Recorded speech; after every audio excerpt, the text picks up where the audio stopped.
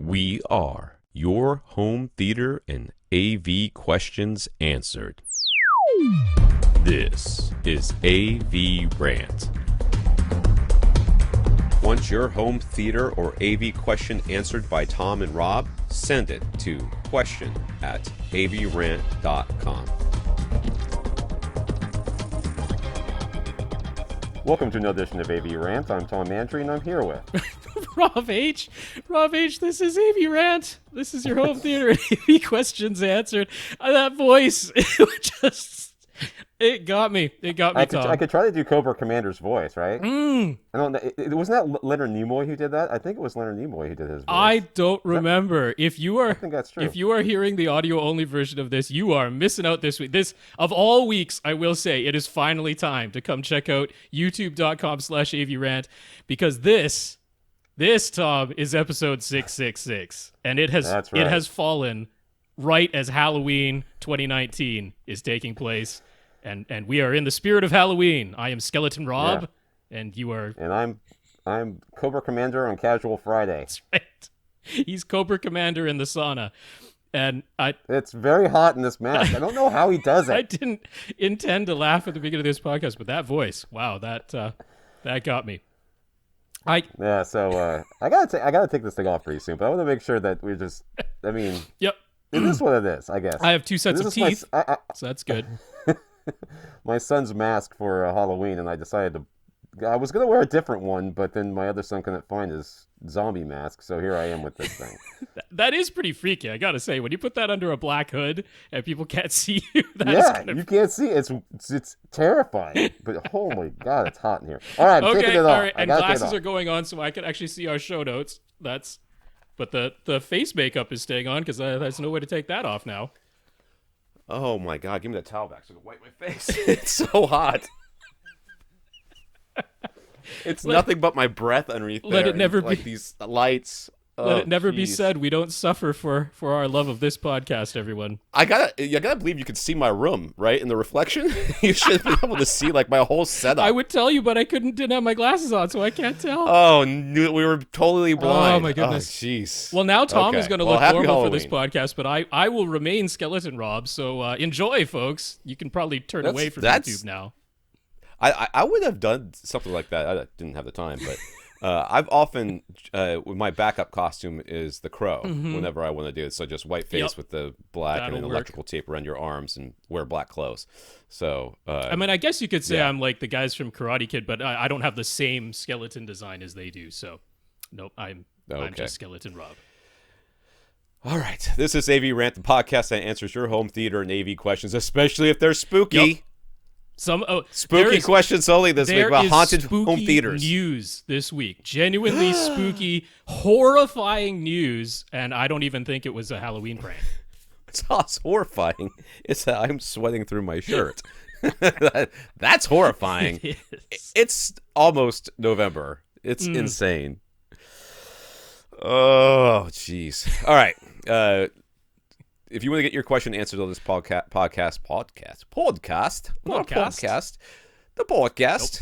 all you have to do is ask by emailing us at question@avrant.com. Go to www.avrant.com, leave us a comment there, facebook.com/avrantpodcast. You can see our video, especially the first 3 minutes of this one, before Tom bailed out because he didn't want to turn into a desiccated husk. Can you even see the show notes through that thing?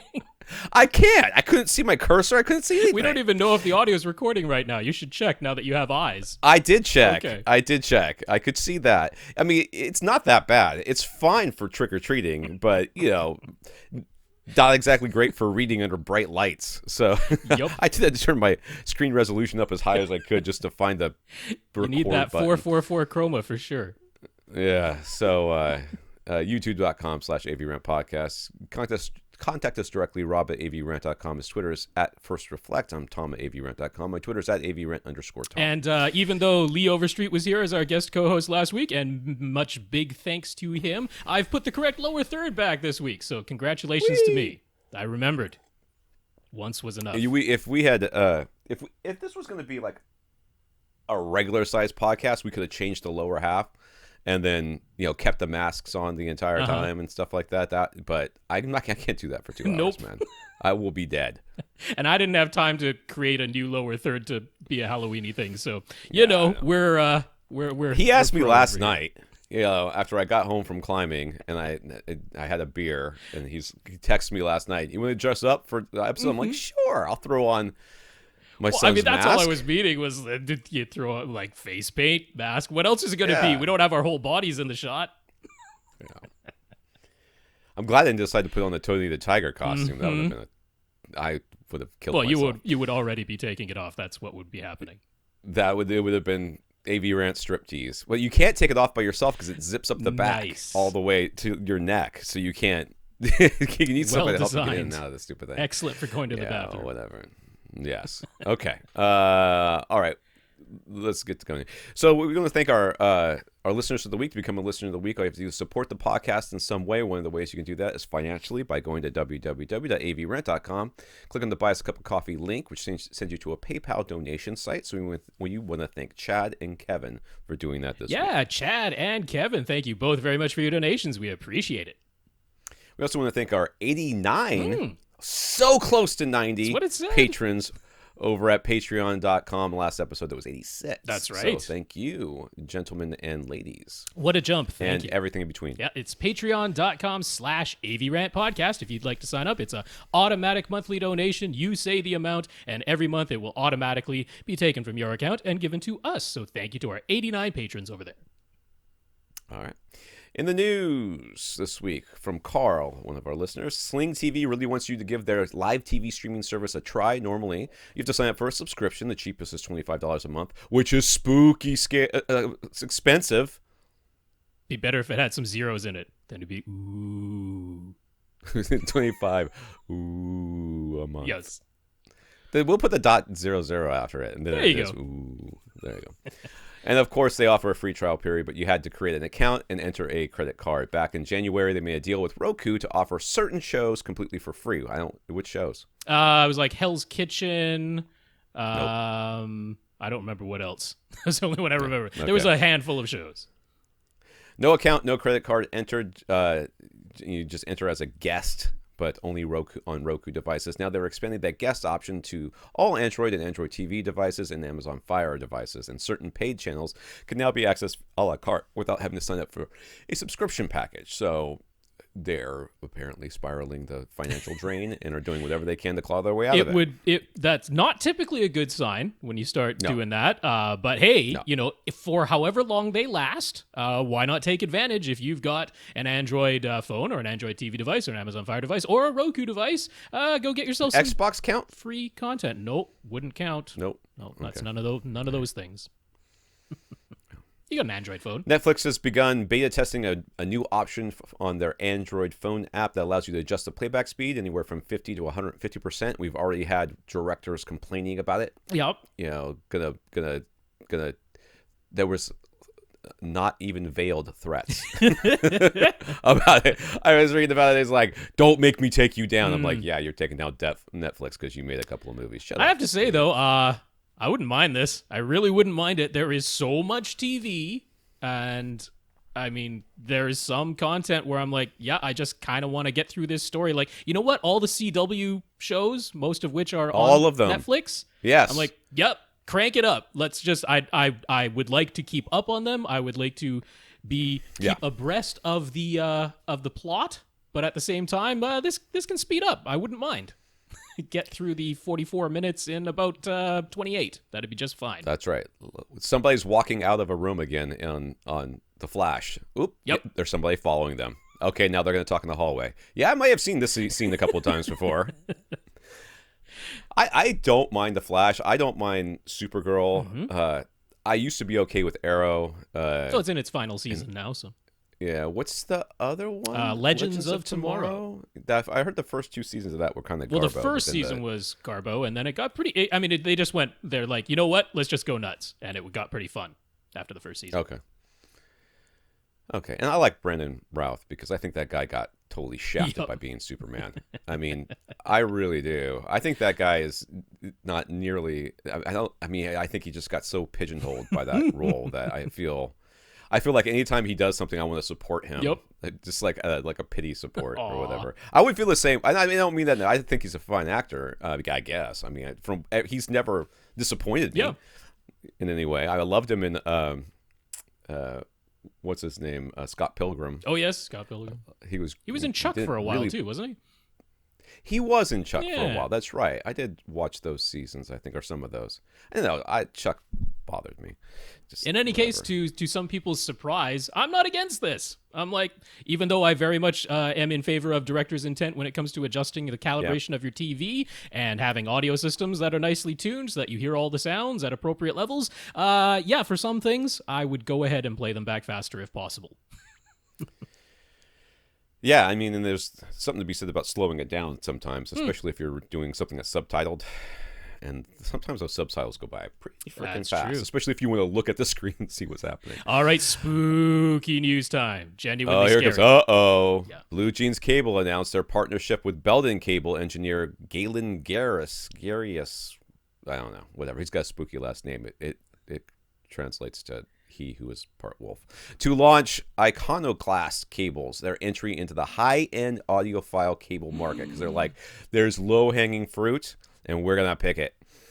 Let me see. They claim the RCA, XLR, and speaker wire designs are based on real engineering research, but manufacturing-wise, they are complicated and somewhat impractical for mass production, so they are expensive. For example, a 6-foot terminated speaker wire is $610 spooky dollars. That's just one that would connect one speaker to one amplifier. That's 4 feet away because it bends. Especially with these, they are not flexible. $840 for the oxygen-free copper, or $1,080 for silver-plated copper, all of which they flat out say makes zero difference, but offer for some reason anyway. Yeah. The reason is money. Yep, because some people will pay it because it's there. Yeah, the cable that they're buying. So there's a company that, and I think they sell on the line anymore, but they used to sell online, Westlake Electronics, which is out of like Portland or something like that, somewhere in the upper, West Coast. I went to their website one time and I was ordering, this was a long time ago, before I even worked for Audioholics, and I was ordering cable because I'd found out about them. And they were cheap. I was ordering speaker cable. I'm like, there's this one right here. I actually called them. Talked to somebody online. So this one right here, this white cable. He goes, oh no, we don't sell white cable. I'm like, well, there's on your website, it says white cable and it says Blue Jeans on it. What does that mean? Right. He goes, oh, hold on a second. Came off the website in like 5 minutes. I'm like, so if you want to know, I don't know if they still do, but where they used to get their speaker wire from, it was from Westlake Electronics, which is, I think I was paying like 70 cents a foot or 50 cents a foot or 40 cents a foot or something. It was something really cheap. And Blue Jeans is only charging you like $1.50 or something. I mean, it's not, at that time, it wasn't that much of a markup, but it was still hilarious. So anyways, a 6-foot XLR cable goes from anywhere from $392 and to $1,175, depending on your choice of copper. Again, they say that doesn't affect the performance, but if you like silver, then you're in like Flint. And a 6-foot RCA cable will run you between $335 and $1,045. They've posted tremendously long white papers to explain these designs, and you can return the cables within 30 days for any reason. No RMA required, just ship them back. You're dumb enough to order them, you could be dumb enough to pay for the return shipping. Pretty much. This disappoints me quite greatly. You know what? I don't care. Yeah? I don't care. It. They're being upfront. They're They like, are being listen, upfront. These are handmade cables. You want them to be handmade? They're handmade. You don't want them to be made in China? They're not. Well, I mean, they're probably made in China, but they're assembled here. They are definitely assembled in Seattle. And, you want all the stuff? You can have all the stuff. We'll gold plate that bad boy for you. The part that, there's the rather hilariously hypocritical bit where right on Blue Jean's descriptions of Iconoclast cables, not on the Iconoclast cables website itself, but on Blue Jean's own page where they're describing it, they're like, oh, high-end cable manufacturers like to wax poetic about their cables and why they make a difference to the sound and all that. But, we believe in true engineering and, here's the measurements and all that. But then they post like a 95-page long explanation about why you should pay $1,000 for a speaker wire. So if that isn't waxing poetic in a more technically minded way, okay, I'll grant you that. But at the same time, it's the same marketing technique of if we just talk your ear off long enough. Kill them with words. Right. If you say enough things, it's got to be worth it. Somebody wrote 95 pages about this thing. Surely it's worth $1,000. But I don't want to go into this too deeply because we're only in the news section, but I wanted to mention something. Yes, there are numbers listed there. I will go ahead and take them at face value. Okay, somebody measured that stuff or calculated it. Okay, I won't dispute those, even though I question the whole sound traveling down a wire much more slowly at 20 hertz claim. But that is a real thing, right? As frequencies go lower, the propagation speed of the electromagnetic field that is carrying the signal, that does slow down, and they kind of extrapolated that to a degree that I don't think is really truthful. But regardless, even if we took their figures at the worst case scenario, all right, the worst case scenario they list of 20 hertz somehow propagating down the wire 20 times slower than a 20 kilohertz sound, all right, fine, I'll take you at your word. That is what they're claiming. Even if that were the case, in the worst case scenario, you are playing a 20 hertz sound at exactly the same time as a 20 kilohertz sound, and their claim is that because of this timing difference in the velocity of the propagation, that could throw off the phase relationships, which could eventually become audible. Even if we are to believe all of that, it would only happen if you were using a cable that is, with their numbers, longer than 41 feet. That is, like, mathematically, that is what it would take. And 41 feet, 41 divided by 6 times 1,000. Right. Seems like a lot. So it's like 6,000, 7,000. Could you be using a speaker wire longer than 40 feet? Sure. But a lot of speaker wires are shorter than 40 feet. And so this was in their comparison between what they're selling versus just 10 gauge zip cord. Right, which Belden also sells. So, okay, that's the claim there. Take that for what, and that's their own numbers. Now, they don't, of course, not mention that. I also think the entire sort of approach that they described this Galen Garius that he took seems like quite faulty scientific method, because he basically said, I have heard a difference in high-end cables, and I can't explain it. But I can. But because I heard it, I believe that there must be a physical reason within the cable for why I was able to hear it. And if I measure carefully enough, I find these timing differences. And that must be it. Which I'm like, that's not good scientific reasoning to say that's the approach. No. But even more so, at the end of all of it, there's nothing new under the sun, because when you come to, okay, even if we take all of that, it is these timing differences, and we believe the numbers that have been measured or calculated, blah, blah, blah, blah, blah. We put all that together. Still, the solution was to lower the impedance of the wire. That was the solution. Because that is the only solution that ever comes up in speaker wire, is to lower the impedance of the wire. Right. And then, yes, it's true, if all you do is keep making the wire thicker and thicker and thicker, not only does it become unwieldy, but you do get into these weird effects where the signal is no longer going down the center of the conductor, and it is going around the edges. There is still skin effect, even at low frequencies. If you get the wire thick enough, it does still exist. So, okay, we put all that aside. Yeah. 1 gauge wire this big, you send a huge current down it. Yeah, that's so he's like, okay, we're going to use the optimal thickness of wire so that we aren't getting into even potential skin effect things and like that. But then once you do that, you start raising the inductance. So to counter the inductance, we're going to braid the wire. That raises the capacitance. And yes, you ended up with cables that had lower than normal inductance, like versus 10 gauge zip cord, slightly higher capacitance, and what do you know, exactly double, the inductance went down by half, so the capacitance went up by 2. Right. That is what always happens. And it's like, yeah, these cables, they're fine. Like, you look at the numbers, and there is no reason why these cables would be any type of problem. And having a little bit lower inductance and a little bit higher capacitance tends to be easier for a low impedance speaker to deal with. So if you're audiophile speakers that dip down to 2 ohms or something, this will probably work really nicely, right? Won't ever curtail your high frequency. So all of it is fine. But at the same time, it's still, I can't call it BS. It's not BS. It's truthful. It's just unnecessary. Well, I mean, we did, Audioholics did that Yeah. whole handmade cable, braided versus That's right. solid versus all this other stuff. And the end result was technically, measurably That's right. braided cable, blah, blah, blah. I don't remember what all the results were. Slightly better. Yeah. But there's nothing that you would need to do for this is way more overkill. It's more like a thought experiment than it is. It pretty much is. Like, how can we do this? And like I say, yes, you found these timing differences. Yeah, they do exist. I mean, everything tells us that they should, and yeah, it can be measured. But to then make the extrapolation of, well, I heard the differences, and this is the only difference I could find and measure, so that must be the explanation. It seems a little faulty to me.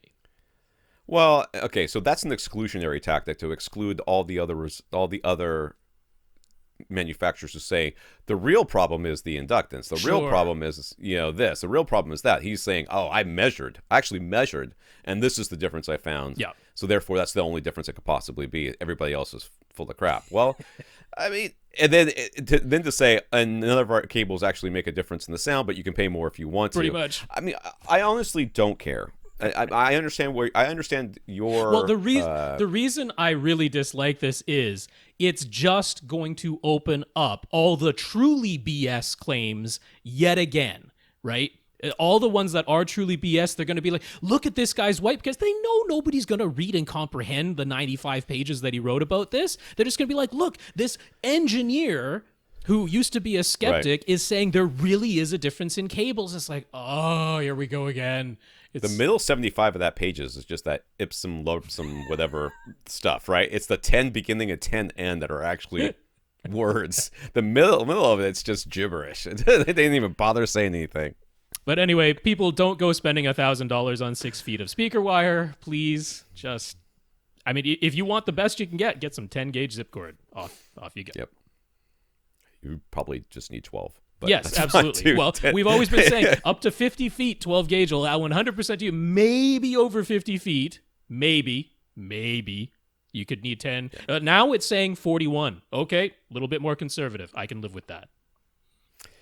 James, this is a comment from one of our listeners. Just want to express his advocacy for using fiber optic HDMI cables, even at distances less than 50 feet. In his case, he's using a 25-foot and 35-foot lengths, and he just went for ones that were available on Amazon UK. He found them to be thinner, more flexible, thus easier to pull through the conduit he has installed, and they've worked perfectly where passive copper HDMI cables have failed. So they are more expensive, but fiber optic is certainly easier to pull. Yes. And a lot of stuff. And they are easier to find today than they were, say, 5 years ago. So that helps. And in theory, unless they have a specialized connector at the end, if they come out with a new solution that ups the bandwidth, you could theoretically just take the 2 converters on either side and switch those out. That's some tricky termination at those types of small sizes. I'm not sure about that, but theoretically.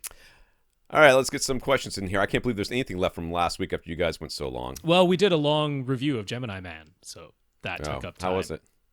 Did you guys both watch it? I watched it in the high frame rate, and Lee was interested, so we discussed. Oh, I didn't listen to it. Chris, so the ongoing Xbox One audio saga, settings saga. Okay, so Chris, I went back and checked my settings. Mm-hmm. I don't remember what I had it set on. So I changed it to. Now I can't remember what I changed it to. Okay. But I think it's bitstream. But it was.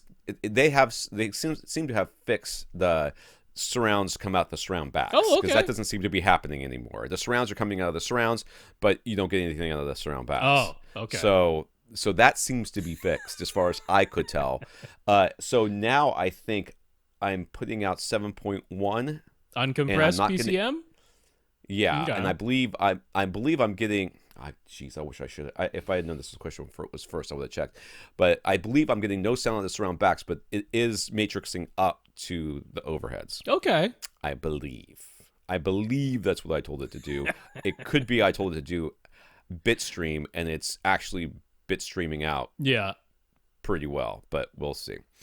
So anyways, Chris has been dealing with the issue, with this issue too, since there's no perfect option where he could just set it and forget it. He listened with interest when we suggested just setting it to output 2.0 stereo, and then to rely on the upmixing from your AV receiver to put sounds in all your speakers, no matter what the original source was. But when he tried that, he found it severely lacking in bass. I almost said bass for some reason. I don't know. They I are guess I wanna spelled go the fishing. same. Bug. Always. A spooky bug. Could be. Not anymore. He's dead.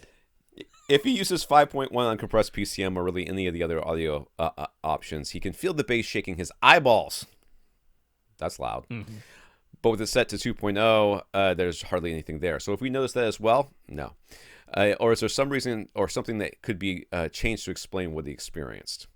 There are multiple things that could be the cause of this. Yeah, and I would blame most of them on the Xbox.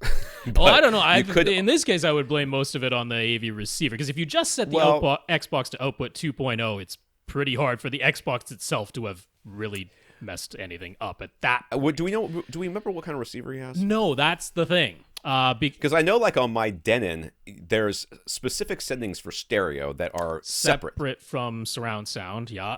So your bass management might be completely different on. It might actually have you defaulted to large, no subs. That is exactly it, or even large with subs. Because if the front, left, right speakers are set to large, then the incoming signal is just 2.0. So there is no dedicated low-frequency effects channel that will be sent to the subwoofer output and nothing but with the subwoofer set to on. But with the front, left, right speaker set to large, all of the sound is being sent to your front, left, and right speakers, and none of it is being bass managed into your subwoofer output. So that is the first and most obvious thing to check, is either are your front, left, right speakers just set to large all the time, or are you like Tom and I, who have Denon and Marantz receivers where there are separate settings for stereo versus surround sound, and it's very possible that in the stereo only settings it has set your speakers to large. So that is easy to check, hopefully. Now there is another one, which is, are you, Chris, by any chance using an Onkyo brand receiver? And I don't think this has been the case for the past 2 years. In the past 2 years that I've checked, they've done the bass management properly, but prior to that, they had a weird thing, which was when a signal came in 2.0, it didn't bass manage it properly if you had set all of your speakers to small, set your subwoofer to on, but then set the subwoofer output to LFE only. Or like, you know how there's LFE versus LFE plus mains? Yeah. Now, when it's done correctly, you should only ever have to have that set to LFE for the subwoofer output. But I know from having gone through this rigmarole myself, that on some of the older Onkyo receivers, if you set it to just LFE with a stereo signal, it didn't bass management. It left it as though it were full range, even into speakers set to small. And the fix for that was to set the subwoofer output to LFE plus mains. Even with small front speakers, if you set it to LFE plus mains, now it would say, okay, the bass will always be sent to both things. So even with a 2.0 stereo signal, the bass from full range left-right channels got sent to the subwoofer. How does that even happen in this day and age? I know. How do you mess up a receiver that bad?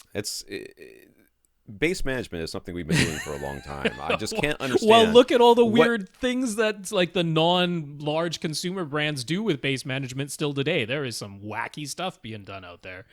I don't understand. So those are my two prevailing theories, Chris, that either they are just set to large, which would explain it, or your front, left, right speakers, that is, or you're using an Onkyo receiver and try setting the subwoofer output to LFE plus mains, and I bet that will fix this issue.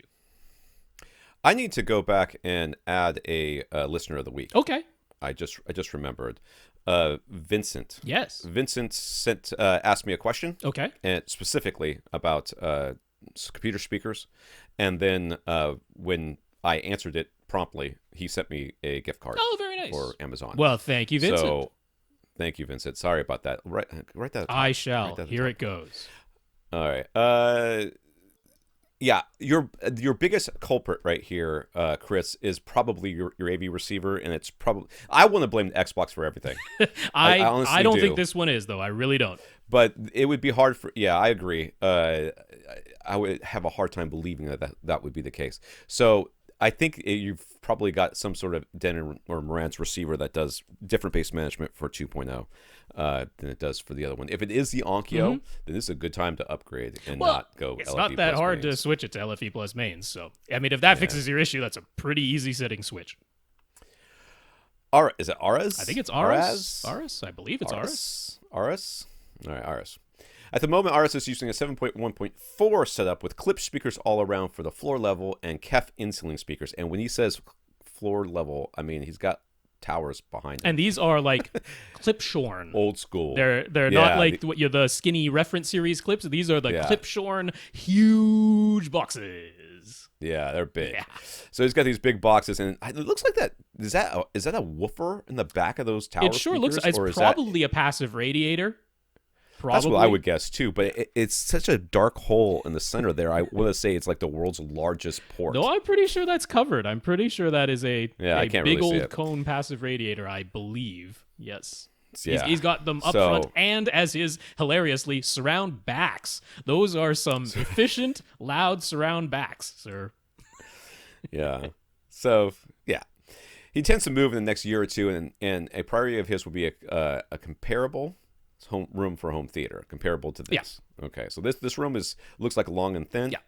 And he's got room treatments frickin' everywhere, which is awesome, great, including on the ceiling. But I mean, he has a tile floor with a rug over it, but still, Yeah. a rug isn't going to be as absorptive as full carpet with a pad under it. So having the extra absorption on his ceiling and side walls is a darn good idea. For some reason, the bottom third of his wall is open to the joists. I bet he was doing some rewiring or something when he took this picture. This isn't necessarily a picture from today. So, yeah. So, anyways, he has it in mind that he would like to replace all his clip speakers with KEF. Now, normally, I would say, why? Because if you like clips, why would you want... KEF isn't exactly a comparable sound. But then he says he's willing to consider other brands, but for one thing, he really prefers the way KEF speakers look. Their aesthetics just appeal to him, and he has the chance to audition some KEF reference and R-series speakers in the store, and he was completely blown away by the KEF reference series demo, so we'd love to have those as front three. Mm-hmm. See, that right there is all I need to hear in order to make I mean, sure that he had clip speakers from years ago, and look, they were darn good speakers, obviously been very easy to drive this whole time, and, hasn't had a chance or desire to upgrade until now, but done some demoing, loves the way the KEF speakers look, loves the way they sound, so that sounds good to me. So he says the KEF R series were also excellent. He loved their looks, so he'd like the rest of his system to be those. But he'd be willing to use KEF R series up front too if he just can't afford the reference series. With all that said, he'd like to hear if we agree with his upgrade plan because he intends to upgrade a bit at a time. And in particular, he'll be looking out for used or store clearance deals, so he wants to be able to pounce whenever a deal comes along. Do we agree with his choice of KEF speakers, or should he be looking elsewhere before he starts buying whatever good deal comes along? Man, it would be, I think, not just like a bad idea, but just morally wrong for us to tell you to do anything other than buy the speakers that you listened to and you liked. I would have to be the kind of person that would try to actively sell old people retired people the reverse mortgage thing. Right. That's how dishonest I would have to be in order to try to push you towards another brand. Something like that might come into play is someone who's really new to audio, and the first thing they heard, like let's say the first thing they heard were some Bose Cubes, and they're like, these sounded amazing in the store. Should I get them, or should I consider something else? If it's that scenario, I'd be like, you should at least go hear some other things. Well, I would say that even if they heard KEF. I went to the store, I heard KEF. KEF they just blew me away. Should I get them? Well, my response would be, KEF is a great speaker. Yeah. We wholly recommend them. If this is the only thing you heard, you need to keep listening. Sure. But this guy is not in the same boat. But to me, that's a different scenario, because if someone came to me and said, I heard some KEF R series or some KEF reference series speakers, and I absolutely fell in love with them, and I love the way they look, and I'm thinking of getting them, is that a good idea? Like, yeah, Yeah, it is. I just like that's the end of the story to me because I have no reason, unlike Bose Cubes, I have no reason to even try and make someone move away from that choice because I think they're excellent speakers. And if you like everything about them, I've got zero reason to steer you away. So the one thing that stood out to him during this demos was the excellent imaging of the KEF speakers. But is that really a factor in an Atmos home theater setup, or is it mostly just a stereo music thing? Well, no, imaging is pretty much important all the way around. I mean, you think about the way that Atmos works is it says here in this room is where the sound is supposed to be coming from. If you don't have a speaker right there, I'm going to use what speakers I know you have in order to make it sound like it's coming from there. That is by definition imaging. Yep. So even if it's imaging above your head or behind you or off to your right or left, that's still imaging. So yes, imaging is important. And the coaxial design of the speakers that KEF uses is precisely so that it has very even dispersion in all directions, up, down, left, right, all directions, very even dispersion across the whole frequency range, and that really helps contribute to that excellent imaging. So once he is in his new place in a year or two and he's completed the majority of his speaker upgrades, he is thinking he would like to expand beyond 7.2.4 to something like 9.2.6 or maybe even more. Do we expect any receiver brands to be offering a model that can do 9.2.6 or more for around $3,000 or less in 2 years or so? So what's the big Denon that can do a bunch of stuff? So it's the X8500H right now that can do 13 speakers, not 15. So it could do 9.2.4 or 7.2.6, but it can't do 9.2.6, and it certainly can't do more than that. So in 2 years, you can definitely get that one at Accessories for Less for under $3,000. You can get it right now for that price. But it doesn't do 9.2.6. Now, for $3,000 right now, Emotiva does have their new XMC2 processor, though. That's a processor, no amplifiers built in. So obviously once you add 15 amplifiers, I mean, maybe you have some external amplification already, I don't know, but he could use his current receiver you could use your current receiver to be like 7 of those amps, but chances are you're going to have to get some more external amplifications. So that would put the price over $3,000. But that is an option that today costs $3,000 and can process 9.2.6.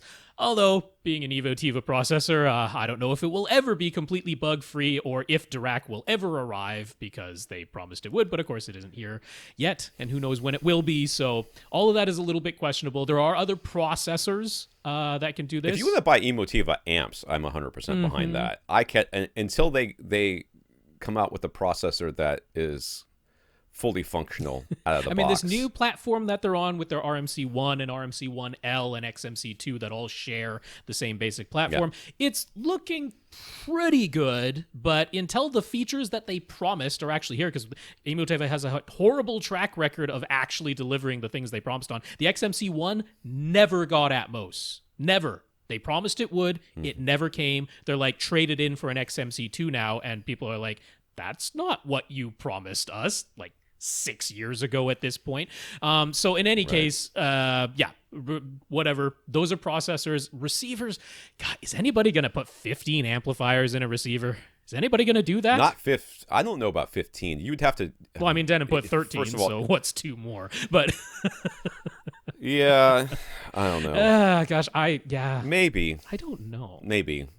In a flagship product, it could happen. What happens if, say, in 2 years, though? Yeah, what happens if, say, so we just got the X3600, which brought 9 amplifiers and processing of 11 speakers down to the 3000 series. So what if the X4700 in the future gets 11 amplifiers built in, and the 6700 gets 11 amps built in, but can process 13 speakers, say, or something like that. Maybe the X8700H in a couple of years does like 13 amplifiers built in and can process 15 speakers. It's not out of the realm of possibility.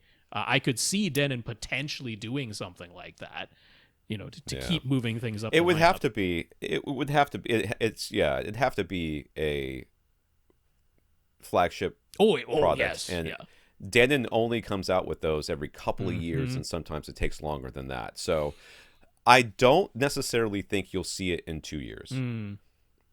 I think you could see it in 3 or 4. Right. I mean, I certainly wouldn't. There's a lot that can happen on between it. now I and wouldn't then. plan on that being a thing Yeah. for sure, but it's not out of the realm of possibility, and there will for sure be processor options for 9.2.6. That is unquestionable. They already exist today.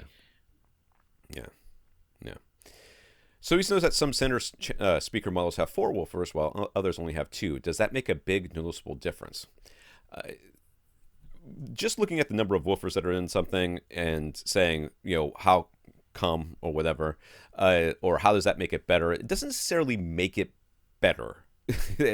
I know it's hard to kind of wrap our heads around that and just say, well, it's a bigger speaker, it's got more woofers, clearly it's better in some way. Or think of it as more of a design choice. And depending on your room, you may or may not need that design, or depending on the design. There are many speakers out there that have multiple woofers in them, only a fraction of which are actually playing sound, and the other are all just passive radiators that are there just to make you look at it and say, wow, it's got a lot of woofers in it. It doesn't really. I mean, what you're coming back to is how much air can this thing displace? Right. Part of that is sheer surface area. So if you have, how many of these drivers at what size? That's a question, because, two larger drivers could have the same surface area as 4 smaller drivers. That's a surface area question. But then there's also how far back and forth do those drivers move? Because when we're talking about displacing air, if you have 4 small drivers and none of them move back and forth very much, that won't move as much air as 2 of the same size drivers that move back and forth a lot more. So it's all about displacement of air. I mean, I can see in a center channel speaker using more smaller drivers so that the height of the speaker doesn't have to be increased to accommodate a larger diameter driver. That makes sense. But then you now have to deal with greater width. And you have to. That's right. So louder. Generally speaking, the more drivers you see in something, you can kind of assume it's going to play louder than something that has fewer drivers. But that's not true all the time. Given them being the same size and the same excursion, that would be true. Yeah. That would be true. A lot of ifs. But you can't know that. You can't know that. And like I said, I've seen many speakers where it's got a tweeter, a woofer, and another woofer in there, and you're like, okay, well, that's better than just a tweeter and a woofer, right? I'm like, no, it's a tweeter, woofer, and that second woofer is a passive radiator. I mean, it doesn't have a voice coil behind it, doesn't have a magnet. It's just a diaphragm. It could have been a hole. Right. So the other one's got a port in the back, and this one's got a passive radiator in front. What's the difference? Well, functionally, not a lot. So it's hard to look at it and say.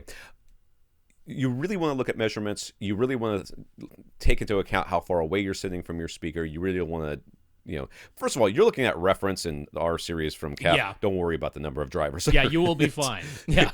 You will be fine. That's right. So you don't have to worry about it. But if that's just like a general question, then it's very hard to look at just look at a speaker and say, oh, I can tell you something about that speaker because of the way it looks. But like one example would be like if you're looking at Paradigm's lineup or Klipsch's lineup or Kef's lineup, and you see they have 2 or 3 center speaker models that all use the same tweeter and the same size woofers, but they increase the number of woofers as the model goes up. If you look at the particularly the power handling spec usually goes up commensurate with the number of drivers in that type of scenario, and the efficiency usually goes up as well. Sometimes the bass response extends deeper. So it's those types of things. Again, it's just because you have more surface area to play with. That's right. And they're just adding more of the exact same driver to it, so you know that. But you couldn't look at that clip and say, this one has 4 woofers, and then look at a different speaker. This one has, 6. So this one must play louder. Not necessarily. No, not necessarily. Not necessarily. Yeah. Mark says we've mentioned Panasonic's Ultra HD Blu-ray players and their HDR optimizer in particular, and how beneficial it can be for projectors. But what if you're using an SDR 1080p projector? Would a Panasonic UB420 offer any benefits in that scenario? So when you're playing an Ultra HD disc, and you're basically down converting it to SDR, that's where the benefit comes in for a standard high definition projector, a regular 1080p projector. The HDR to SDR down conversion. that's where that comes in. That becomes beneficial because it can look really weird. Yes, if it's not done right. Certainly can. Yeah, and that doesn't have anything to do with Panasonic's HDR optimizer. That is not what that. The HDR optimizer is about tone mapping the HDR for an HDR display. It has nothing to do with HDR to SDR conversion. But that aside, the UB420 is an affordable player at $220 right now. It's so what the Sony X700 is $200, so I guess that's a slight bit cheaper. But the Sony X800M2 is $250, so the Panasonic UB420 is right in there with the other two good players that I would recommend in this scenario. And the UB420 does have very good HDR to SDR conversion, so I would say it's a very good choice because it's a reasonable choice as far as price goes. It is good at converting HDR to SDR, and then if and when you do upgrade to a 4K HDR display, it has the HDR optimizer that will be really beneficial. So is it like benefiting you more than another $200-ish player like one of the Sonys? No. The Sony X700 or the X800M2 can also convert HDR to SDR very nicely. So it's not that the Panasonic has an advantage, but in the future, if you upgrade to a 4K HDR display, then it does have an advantage. So given that it doesn't cost more, why not? Right. Raf recently upgraded his front LCR, its left, center, and right speakers and surround speakers to MK Sound S150 speakers. Now you'd like to add in-ceiling speakers for Atmos. MK Sound offers their in-ceiling speakers, but they're quite expensive. $750 each plus $220 each for a back can, which is ridiculous. It is ridiculous. Is it necessary to get them in order to have the best matching sound quality, or could he go with a cheaper brand of in-ceiling speakers? If so, what should he get? Really, it doesn't. I mean, I would not pay over $1,000. No, you can definitely go less speakers. Expensive for your in-ceiling Atmos speakers, for sure. Atmos speakers they really were, the idea of Atmos was really designed with, in my mind, was designed with the idea that you're going to use standard off-the-shelf in-ceiling speakers that are used for whole house audio, which are meant to have very wide dispersion. And also not necessarily break the bank when it because you're going to be using what's already in your ceiling. Kinda, yeah. You're not. Yeah, that's kind of the idea. So the idea of going out and spending hundreds, if not thousands, of dollars on in-ceiling speakers for Atmos, I think, doesn't make a lot of sense. I think you can go with. Quite literally, you can look at a speaker and say, I want to spend this much. Where are my options? And then find the one that's aesthetically the most pleasing for you and not worry about it. So, I mean, some people might bulk at an in-ceiling speaker costing even $100 each or $150 each or something like that. I don't think Raf is going to fall into that category. If he was willing to buy MK... If he's considering... Yeah, if he's even considering almost $1,000 each. And so given that, I'm going to point you first... My first choice for you would be Aperion. Aperian's in-ceiling speakers are $150 each, certainly less expensive than $750 each, obviously. Yeah, for less than one of those, you can get 4 of these. So, and that doesn't include the back. What I like there is that you're not getting a wildly different set of materials and efficiencies. You're getting pretty darn close to the same efficiency, and it's still a soft dome tweeter and a similar type of woofer material and that. So, if you're looking at any of that stuff and worrying about, I mean, we say over and over again, it really doesn't matter what material is being used. If designed properly, you're looking at very similar frequency response. But if any of that is seeping into your mind, given that we like these speakers overall, the price is reasonable at $150 each, and it's got similar efficiency and materials, it's makes someone feel very comfortable about that purchase, I would think. Along the same lines, ELAC does have their new line of in-ceiling speakers. I think they're a tad overpriced at $200 each, but that's not bad and certainly less than $750. So those are two really good options. Neither of those have dedicated back cans that either Aperion or ELAC sells themselves. They basically need 1 cubic foot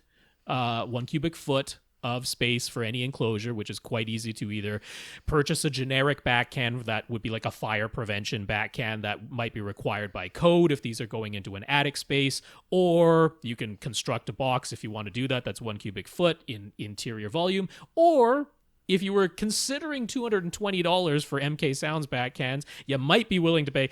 Again, I think it's a little overpriced, but $100 each is what the Dynamat retrofit. They're not. You can't really call them back cans because they're that Dynamat material, like what you line the bed of a truck with foam inside. But they can actually be retrofit. You make the hole for where your speaker's going to go, and then you can actually roll these up, insert them in the hole, and then they expand back out in there, and then you put the foam in, and they act as a nice little enclosure there. So they're a kind of cool design for that if you don't want to make big holes to put back cans up there. So $250 each if you go with the Aperion and these back That's cans. right. That sounds so bad. And to whoever is going to complain that we don't ever let people spend money on this show because we're always recommending cheap stuff. The dude with the reference speakers, those aren't cheap. No, they are not. Those aren't cheap. We didn't say go buy They something also cheaper. are very nice. Yeah.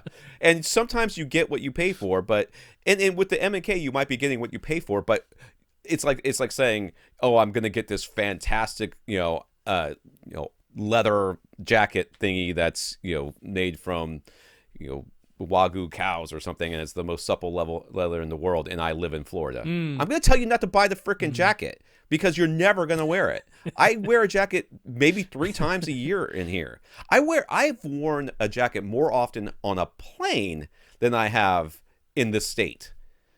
So, yeah, M&K speakers in your ceiling don't make any sense. Now, if you were going to take those and put them, as your left-right surrounds or whatever, Sure. well, then we've got something to talk about.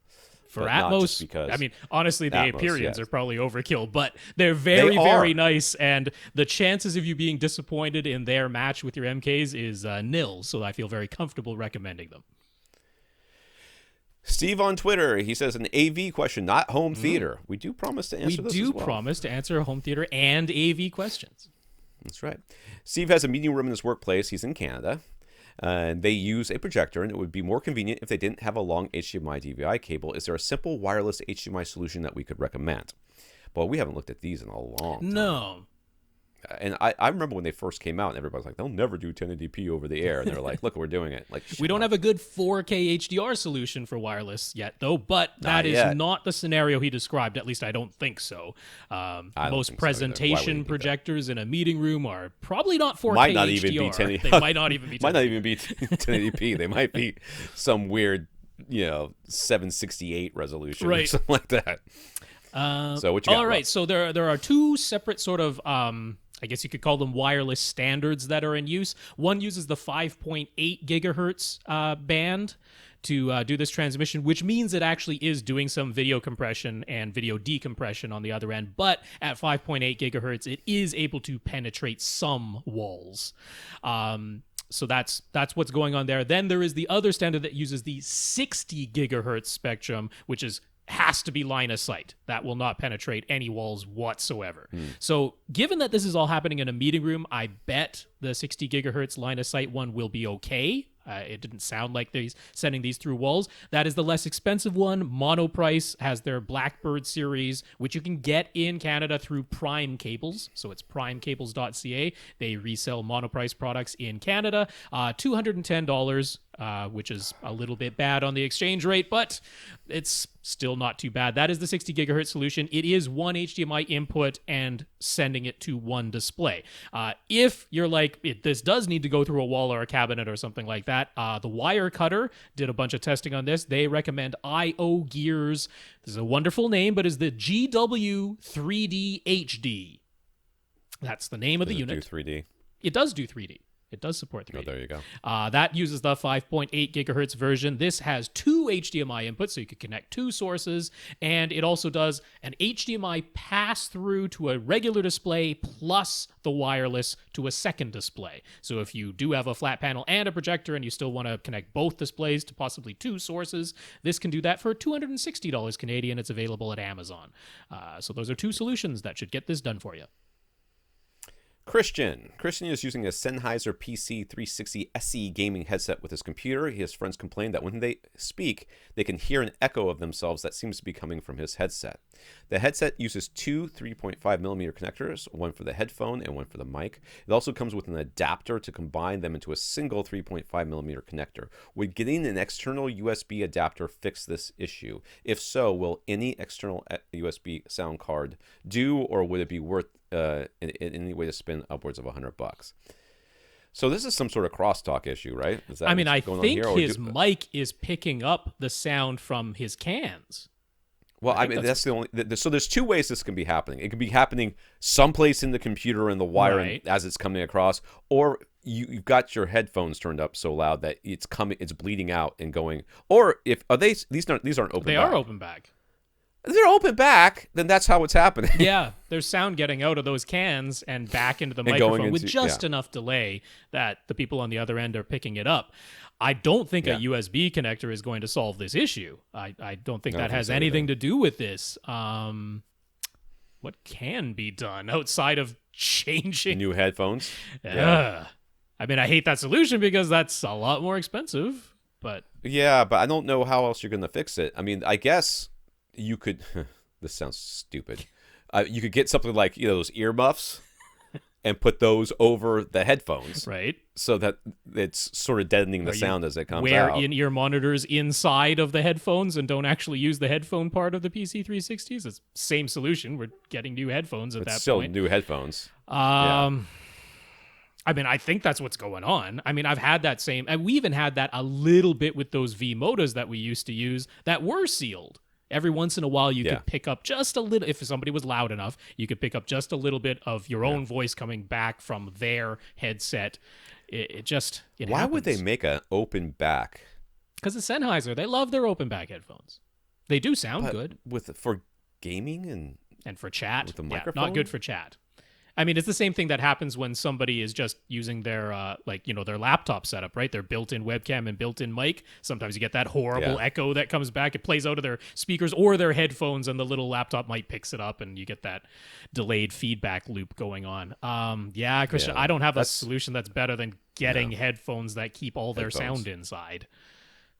Yeah. I mean, I guess. And then don't turn it up. I guess too you loud. could get a different microphone, a really directional microphone, and replace the mic instead of replacing the headphones. If you really like the headphones, just don't use the built-in attached mic and use a separate mic. That's much more directional. Yeah, but I don't know. Either way, we're saying replace part of this. You got to replace part of and this. not just converting it to USB. I really don't think that's going to solve this issue. No.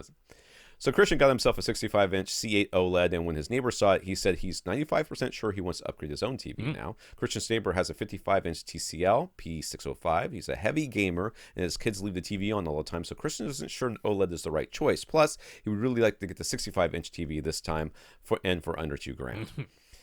He's quite happy with the TCL's gaming performance, but he says that for movies, especially HDR, the halos and light bleed around small, bright objects is horrible. And he can't stand it anymore, especially after seeing Christian's OLED. So what should Christian tell his neighbor to get? Do 65-inch OLEDs go for under $2,000 these days? And if so, what? Given the way his neighbor uses his TV, is it worth the risk? If he's sticking with LCD because of the heavy gaming and kids, what offers the best picture quality with the best least blooming for under $2,000 in the 65-inch size? So the real question here is how much control do you have over how much control does your friend have over his children?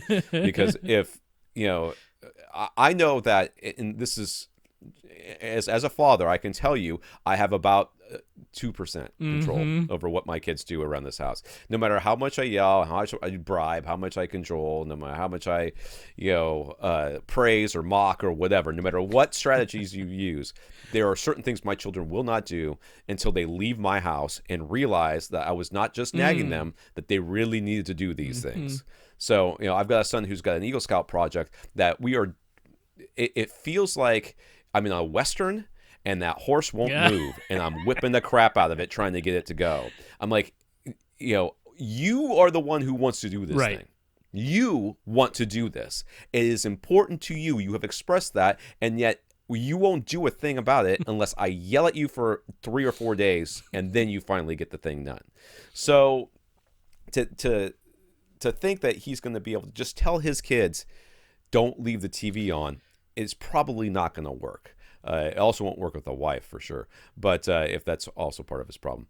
But I would highly recommend you not get an OLED if you're in a situation where people are leaving the TV on. I know. I mean, because they are so nice, and if you do end up with any kind of harsh image retention or burn-in, man, is that heartbreaking and terrifying, and it's probably not worth it. You can get 65-inch OLEDs for under $2,000 these days. If you shop around, not say Best Buy directly or Amazon directly, but one of their resellers or through eBay, you can definitely, even the current ones, the C9 and definitely the B9, which is a little bit less expensive to begin with, can be found for under $2,000. If you go back a model year to like your C8 or the B8 from last year, those can definitely be found for, not way under $2,000. We're talking maybe $1,800 or $1,900, but under $2,000. But I have to agree with Tom and with you, Christian. I don't think that an OLED is really, for the use case, for the picture quality that your neighbor has expressed wanting, there is no LCD that completely matches an OLED. Like, completely matches it. Well, it can't. It can't. Because there's always a backlight there's always a number of backlights. It's not a light per pixel. There's a backlight for some number of pixels. And even if it has, 100, 200, individual backlights, that's not pixel per pixel. Not when there's 8 million pixels. Nope, it doesn't equal that. But what are the best options? Because there are some that are better than others. So right around the $2,000 mark, 65-inch size, sticking with an LCD. I think there's two. Potentially three, but I don't think the price of the third one actually fits below $2,000. So I think there's two that I could point you to that are at least worth checking out. And that would be Vizio's current flagship, which is their P Quantum X. All right, not just P Quantum, P Quantum X now. Because the X makes it better. Does, but that thing is getting up to, I think it's 450-ish local dimming zones. I mean, it's the most they've ever had. Gets super duper bright if you want it to, but actually, if you want to reduce haloing, sometimes turning down the maximum light helps a little bit, but it has their best local dimming algorithm to date, and for gaming purposes, negligible latency. I mean, really low latency, so be an excellent gaming display, and it does have Dolby Vision. So if your neighbor really wants Dolby Vision, that is there. The other option would be Samsung. I would probably actually lean towards the Samsung a bit, even though it has one thing that I would quibble with as more of a movie diehard and director's intent person that I am. But the Q80 series is the one that would fit this budget. And now, of course, the Q90 series has even more local dimming zones, but it goes above this budget. Starts getting you $2,500, $2,600 for the 65-incher. The Q80, though, is really, really good. And what Samsung has done is it's not just about how many zones of local dimming you have. It's also about the algorithms that are applied.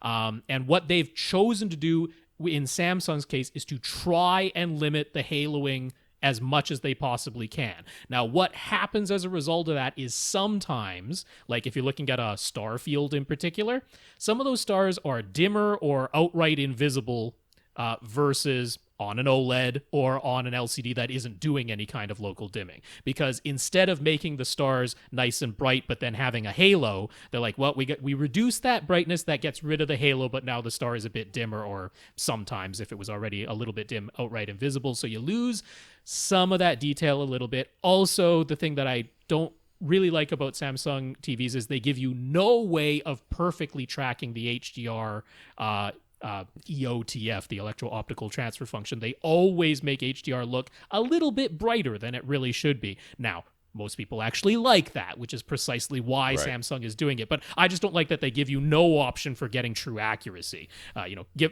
Have two different picture modes, one's that perfectly accurate and one that is the default that looks a little bit brighter. Who's that hurting? But regardless, I think the Q80 will probably satisfy more. Doesn't have Dolby Vision because it's Samsung, so it has HDR10 Plus instead. But given that what he really hates is the haloing, the Samsung Q80 is going to be the best solution here for the price and size. Yeah, it's unfortunate. I would like to be able to suggest you getting an OLED. Yeah, but I just can't. Yeah. I mean, I've seen burn-in on OLEDs before, and it's been display models at like Target. So clearly these were abused TVs, but it can get pretty dramatic. And once it's there, really it's there, and you're never going to be able to there. unsee it. So, yeah. Ted on Twitter. Ted gave our suggestion to use a Y splitter and run his dual subwoofers in mono ago, and it sounded better, less wobbly or something. I don't know what that means. It's a subjective term, but he liked it, so okay. All right, whatever. So he would like to understand what's going on in more detail. He's using a Denon X4500H, which offers Audyssey, with the SubEQ HT. That mentions summing together the two subs outputs before EQ is applied. So how is that different from running both subs off of one subwoofer output via Y splitter? Because it always chooses. There's no way to choose. Give us just both subs the same thing. they always do something a little bit different for each sub, which is why either front, back, left, right. Is that those are options? Oh no, that's front, Yamaha. But in Audyssey SubEQ HT, what it does first it level matches the two subs. Now we're in favor of that. So it automatically level matches your two subwoofers independently. But then it changes the distances. But then it changes the and distances. And what it attempts to do is time align subwoofer 1 with your speakers and time align subwoofer 2 with your speakers. So it is time aligning the two subs independent of one another, trying to time align all of the speakers and subwoofers together. Now that will then result in some kind of wave pattern in your room that isn't necessarily uniformity from seat to seat anymore. Depending on what kind of... Possibly. Could. We're not certain, but it could be, and there's nothing you can really do about it during the automatic part of the process. And put it to you this way, basically when the mathematical models that we use to predict how a sub is going to act in a rectangular room is based off of both the subs playing the exact same thing at the exact same time. And then... So by altering the distances between the subs and your main seat, you are... Now one sub is playing slightly before or slightly after the other sub. Therefore, that mathematical model no longer works or applies. And then in the scenario where we've talked about you don't have a rectangular room or you're not able to place your subs directly across the room from one another where that mathematical model would work, with them both being set to the same distance and playing in mono, we talk about adjusting the phase manually of one of the subs and essentially doing trial and error to get to where it sounds uniform and then applying the EQ. But the problem is with SubEQ HT, setting the distance automatically and then applying the EQ automatically, and you having no opportunity to change the phase/distance setting manually before it does all of that, the EQ that results is the EQ that it thinks is best after having time aligned the two subs, and there's no way for you to go back in there. Like, even if you went back in and manually set the distances to the same distances now, the EQ was applied to the old setting, and you can't get it. Just, there's no way to fight that because it does the whole thing in one shot automatically. So that's why we say if you just use the one subwoofer output, use a Y splitter to feed the exact same signal to both subs, you are manually adjusting the phase, manually level matching them, and then applying one EQ to what you have set manually, and that works out. So in my situation, my subs are just about equal distance from my seat. Physically. So I ran it the way, just straight Audyssey. It set the distance differences like by a difference of like 0.1 or 0.2, whatever the finest one was. So I then went back and got a Y splitter and did it the way we're talking about here. Differences being negligible in this room. I couldn't really hear a difference. And in my case, my two subs are equidistant physically, and it measured them equidistant, so it set them both to the same distance setting anyway, so it worked. But if it's given you two different distances, with an obviously appreciable difference, then that's the issue of doing it the automatic way. So covered all of that in my 12-step guide to setting up dual subwoofers, which I forwarded to Ted, and he read through it, and that led to another question. So, using the two subwoofer outputs on this X4500H makes it very easy to level match this dual subwoofer, since the Audyssey Auto setup has him adjust the volume knobs using the on-screen meter reading before it begins the full setup procedure. But if he's going to follow Rob's 12-step guide, should he not do that? Should he only ever use one subwoofer output on his X4500H? And the answer is yes, but you could still use that on-screen meter. You could do that part first and then just not run the rest of the auto setup, because if what it's getting you to do is set the volume knobs on the subwoofers themselves, well, you can use that part of it because that's not going to change. Now the volume knobs are set correctly. So turn one sub on and one sub off, adjust it until it's right, and that's 75. Where it's supposed to be, and then turn that sub off, turn the other sub on. That is the other way to do it. Yep. And then adjust it that way, and then turn them both on. And if they're close enough to it'll say it's still there. Make it so it's just barely in the green or whatever. That's right. Or barely out of the green, because they're gonna boost each other. You can use that as I wouldn't say poor man's, because receivers are really expensive, but as a poor man's SPL meter. Right.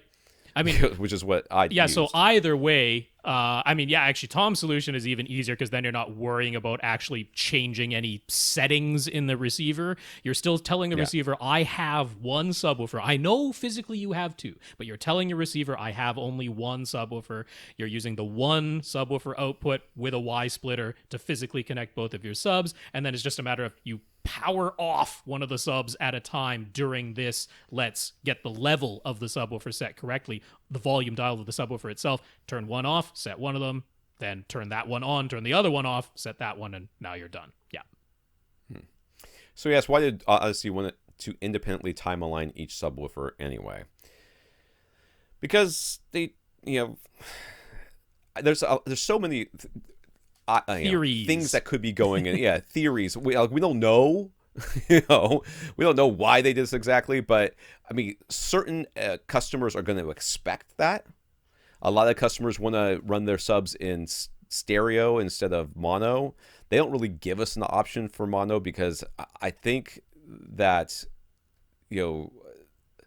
I don't even know why they wouldn't give us. We want it, but I think we're like the minority. I think we're the lone voice crying out in the little bit of that. Actually, Gene from Audioholics encouraged them to do it the way that they do it. So a little bit of that going on. So honestly, if you didn't have walls, it would work. So the problem is those pesky darn walls that you have in that room of yours. Take everything out to an outdoor field, and also put everything 60 feet up in the air, and make sure there's nothing above you except open sky. You do that, this will work just fine. But no, having those pesky walls. So yeah, a little bit of the theory wasn't quite right at the time. There's also the issue of, so this gets really close. It gets really close to exactly what we're trying to do. And if you go all the way over to something like JBL's Arcos system, where it brute strength does the trial and error for you and just keeps playing sweeps and keeps independently adjusting up I think they can do up to 16 subwoofers in that system, but it just keeps independently adjusting them until it finds, through raw trial and error, the most uniform response it can, and then it sends a mono signal which it EQs as if you had one subwoofer that happens to have multiple parts. That is the ideal solution. It does exist, but of course the processing power to do all of that is a lot more than what's built into a consumer AV receiver. It's so hard too, because from the manufacturer side, from Audyssey side, they had to make a certain number of decisions, and some of those decisions I believe are made on expectations of what consumers will understand. Right. I agree. And in having an option for mono at the same signal out of both, or treating both as one. They were getting absolutely hammered on AV websites because they were having, aren't these two subs independent? Yeah.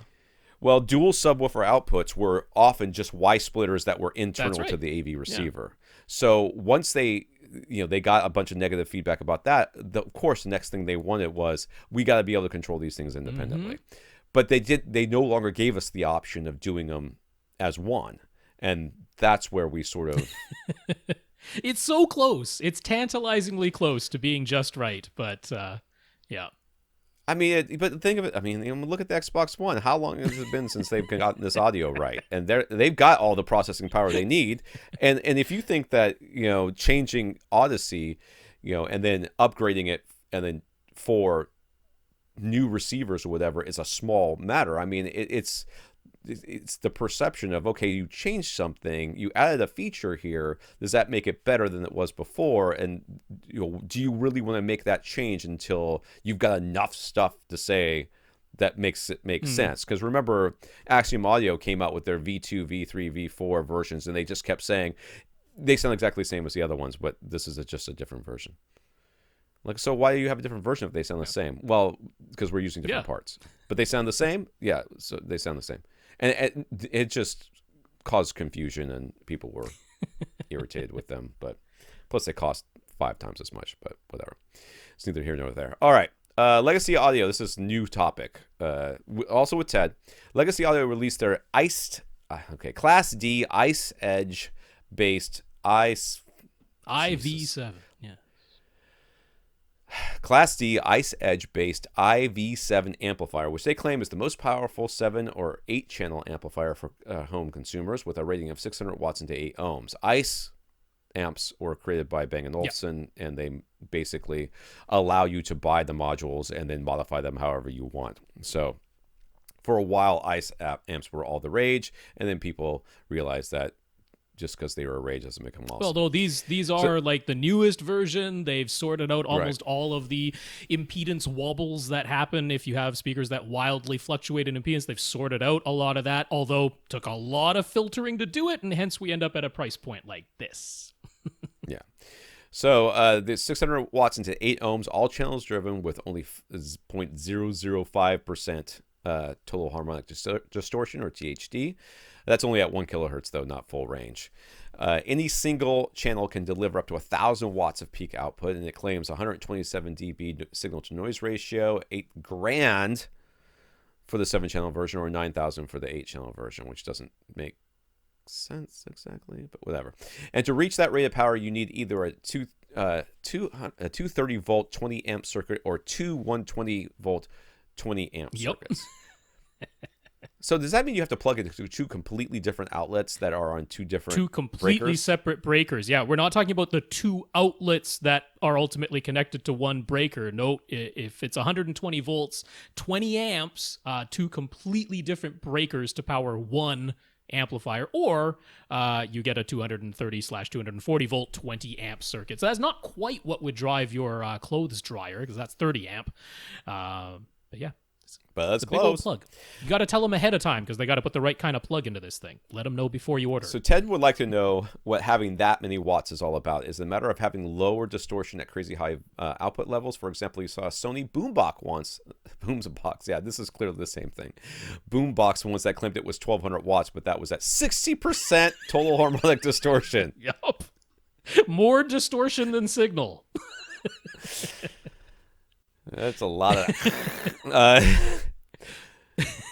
So if these legacy amps deliver 600 watts per channel at only 0.005 or 5... That's not thousands, it's 10,000s, right? 5, 10, whatever. That's a lot cleaner, right? And what about an amp rated at the same low distortion, but only at, say, 200 watts? Could it actually deliver 600 watts too, but at a much higher distortion? Well, yeah, that's the whole point. Well, I mean, not always, because there is such a thing as the output transistors becoming completely saturated and not being able to put through any more current than what they're putting through. So they might not. There is a limit to just what the output transistors are able to send through them current-wise. But so if it's able to continuously deliver 200 watts, it almost certainly could deliver 600 watts for a short amount of time. There's hardly anything that would be designed to continuously deliver 200 watts that couldn't burst up to 600 watts for a microsecond, something like that. But the distortion might be at a higher percentage than the amplifier like this that can deliver 600 watts continuously. Right. Yeah. So why do we have these type of amps? Well, so in the reality is that there are some speakers that have very low impedance that dip very, very low, and will require a draw of a huge amount of power for a very short period of time. Coincidentally, Sometimes some of Legacy Audio's own gigantic tower designs fit that category. So, a lot of times when you see a speaker manufacturer come out with an amp, it's because they're solving a problem that they created. Mm-hmm. They're like, this is our, our electrostatic speaker from whichever they almost all have an amp that you can buy with it. And that idea is that we know that our speakers are hard to drive. Instead of trying to fix that, or, because we can't fix it in order to do all the other stuff we wanted to do, here's an amp that will be able to drive it. And without in breaking. fact, Legacy Audio has some gigantic tower speakers that have built-in amplifiers for their woofer or subwoofer sections that are these. These are what they are, and now they put a bunch of them into one box and said, drive any speakers you want with the amplifiers we designed. Yep. And so there's that goes on, but there's also this idea that there's people out there who will buy a 500 watt monoblock amplifier that's twice the size of a receiver and that weighs 200 pounds, so they could put it right next to their, like within 2 inches of their speaker, because it looks nice. And they love the idea of having all this headroom to drive your tweeter. And it's like owning a Ferrari and driving it in the residential neighborhood. Yes, it technically has a bunch of power, but you're never going to do anything. But I did want it. to mention, like over at ATI, they also have Class D amplifiers. They've been offering them for a little while now. Now they use the N-Core, the Hypex N-Core Class D amplifier modules. But so here's an example where they also have a 7 or an 8 channel model, but at 200 watts continuous, not 600 watts continuous, all channels driven, but the prices are down at $4,200 or $4,600 respectively. So about half the price of these Legacy Audio ones. Then they also have ones where what they basically did was take 2 modules and use 2 modules to drive 1 channel. So you can get bridged them. Yeah, basically. You can get a 3-channel or a 4-channel version of that. Now you're talking $4,600 for only 4 channels, but that can deliver not just 500 watts continuously into 8 ohms, but 900 watts continuously into 4 ohms. So Legacy Audio is claiming theirs is the most powerful 7 or 8 channel in one chassis, amplifier for consumer market, and that holds true because ATI's is more powerful, but only 4 channels in one chassis. Yes. Right. All right, Chad. Chad's living room presents some acoustical challenges, as do all of them. It's an irregular shape and open at the back to his kitchen. On the right side are floor-to-ceiling windows, and on the left side is a door to his office, which is usually left open because when he measured his bass response with RoomEQ Wizard, it was actually much better with his office door open. It's like a bass trap. Yep. And there's an open hallway entrance on the left side as well. The floor of the living room is all concrete. He's put down some area rugs, and his couch is cloth and fairly plush. His office is carpeted and has lots of bookcases. And he has a half-height bookcase behind his couch that sort of visually separates the living room from the kitchen. He's installed a couple of bass traps in his front 2 front corners, but that's it so far as panels. So it's still a pretty live room in this, or still pretty live in this room. He'd like to add some more treatments. So right wall is glass, like all the way across, all the way across. Left is an opening kind of behind the couch, and to the left of the couch is the open door that goes to his office, and behind him is not directly behind the couch, but some space behind that where he put his, it looks like his surround backs. Yep. Why not use that bookcase? Is the bookshelf. Yeah, it's the bookshelf. So he wrote to GIC, and they said in his case they would recommend simply adding as much absorption as he can without worrying much about exact placement. I completely agree. They are correct. Yep. So he's drawn up these plans to add panels on his front wall, which would be quite easy and straightforward. Then he's planned for a single freestanding panel in front of his windows, and lastly, he's planned on 3 other panels on only the side wall spaces he has available. Does it matter that all these side wall panels are asymmetrical? Should he opt for thicker 244, which is 2 feet by 4 feet by 4 inches Right. thick panels everywhere, even if there won't be a matching panel on the opposite side. What's our take on the best way to treat this room? As thick and as much as possible. Yup. I don't really care where. It- In this case, you're so restricted that you can't say, oh, well, I'm not going to put one here because there's not one across the room from it. Who gives a crap? Put it where you can. Yeah. Don't, at this point, we're not going to This is a case of reducing overall echoes and reverberation time of this space as a whole, as opposed to spot treating actual reflections. Like, we're not really concerned with spot treating first reflections in your case. We just want to knock the echo and reverberation time down in this space as a whole. I mean, like, you go into a gymnasium and they just have baffles on the ceiling, right? Absorption material just hanging down from the ceiling. That has nothing to do with first reflections. It's just about trying to reduce some of the overall echo. And you're in a not completely dissimilar situation in your case. The thicker the panels are, the greater the range of frequencies they will address. There's essentially no reason outside of just physicality and looks. If you're like, I don't have the physical depth to put a thick panel here, fine. Put what you can. But as thick as you can, as many as you can. That's what you do. If you could have 2 freestanding panels across that glass instead of only 1, that would be a benefit. Having just 1 over there, again, I mean, it's purely about knocking down some echoes, but given that is a true reflection surface, if you could have a couple of freestanding panels over there, that'd be nice. Yeah. Clara, she asks, in our systems, do we apply EQ above the modal range, i.e. above the transition frequency of our rooms? So I'm going to continue reading, then we'll answer. There are conflicting opinions about how high up the frequency range that EQ should be applied. And with the Audyssey Editor app, she has the option to limit the range of frequencies where EQ is applied. So what's our take? Should she limit Audyssey's EQ to just the modal range or have it apply EQ full range? I will tell you, Clara, I am a very lazy person. And I am not going to sit here and futz with my Audyssey Editor app any more than I absolutely have to in order to get it to sound good. I actually slightly changed the orientation of my overhead speakers, the top middles.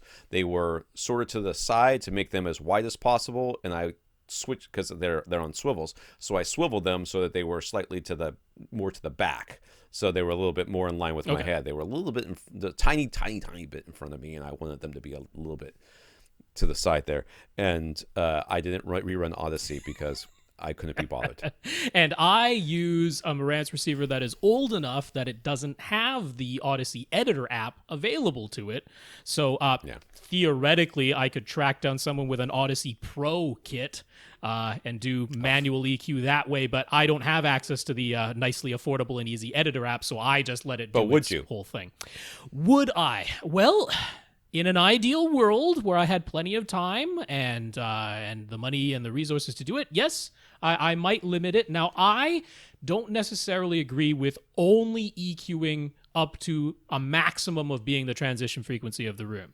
I think it makes sense to still EQ a bit higher than that. Where I don't think it makes sense to EQ is in the range that is truly directional, which, I mean, in the case of a 1-inch dome tweeter would basically be about 8 kilohertz upwards. I don't think it makes any sense to try and equalize that, because that is automatically going to be different from seat to seat, just because if you're using a 1-inch tweeter above 8 kilohertz, it's going to be directional just from the diameter of the driver itself. You can't get away from it.